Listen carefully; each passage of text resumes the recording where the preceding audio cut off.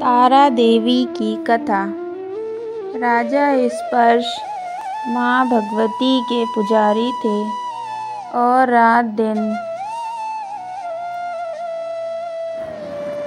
रात दिन महामाई की पूजा किया करते थे। माँ ने भी उन्हें राजपाट, धन दौलत, ऐशो आराम के सभी साधन दिए थे। कमी थी तो सिर्फ यह कि उनके घर में कोई संतान नहीं थी। यह गम उन्हें दिन रात सताता रहता था। वो माँ से यही प्रार्थना करते थे कि माँ उन्हें एक लाल दे दे ताकि वे भी संतान का सुख भोग सकें, उनके पीछे भी उनका नाम लेने वाला हो, उनका वंश चलता रहे। माँ ने उसकी पुकार सुन ली। एक दिन माँ ने आकर राजा को स्वप्न में दर्शन दिए और कहा कि वे उनकी भक्ति से बहुत प्रसन्न हैं। उन्हें राजा को 2 पुत्री होने का वरदान दिया। यह समय के बाद राजा के घर में एक कन्या ने जन्म लिया। राजा ने अपने राज दरबारियों को बुलाया, पंडितों व जोशियों को बुलाया और बच्ची की जन्म की कुंडली तैयार करने का आदेश दिया। बच्ची की वो कन्या तो साक्षात देवी है। यह कन्या जहाँ भी कदम रखेगी वहाँ खुशियाँ ही खुशियाँ होंगी।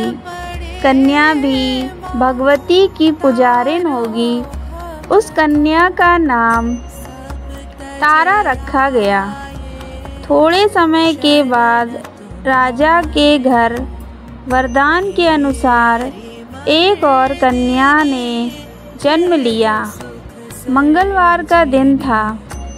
पंडितों और जोशियों ने जब जन्म कुंडली तैयार की तो उदास हो गए।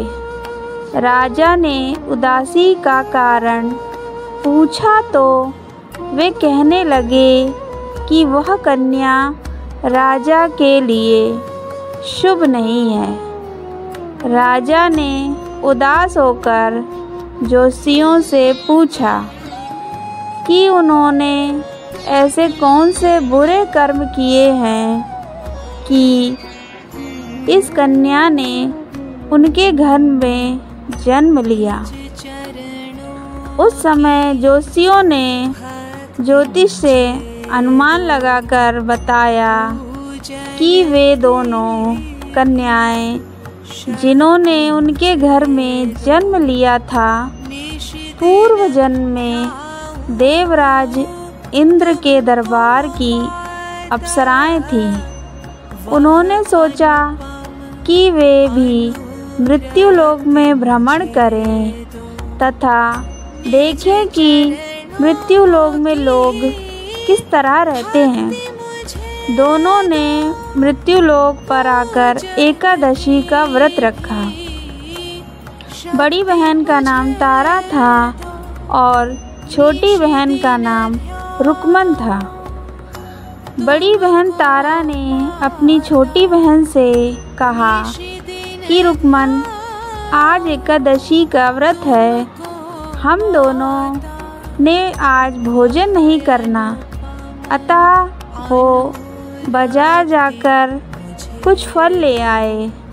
रुकमन बाजार फल लेने के लिए गई। वहाँ उसने मछली के पकोड़े बनते देखे। उसने अपने पैसों से तो पकोड़े खा लिए तथा तारा के लिए फल लेकर वापस आई और फल उसने तारा को दे दिया। तारा के पूछने पर उसने बताया कि उसने मछली के पकोड़े खा लिए हैं। मित्रों, आज का ये पार्ट 1 है। अगर आपको कथा अच्छी लगी हो तो कृपया कमेंट करें, मैं दूसरा पार्ट बना दूंगी। राम राम।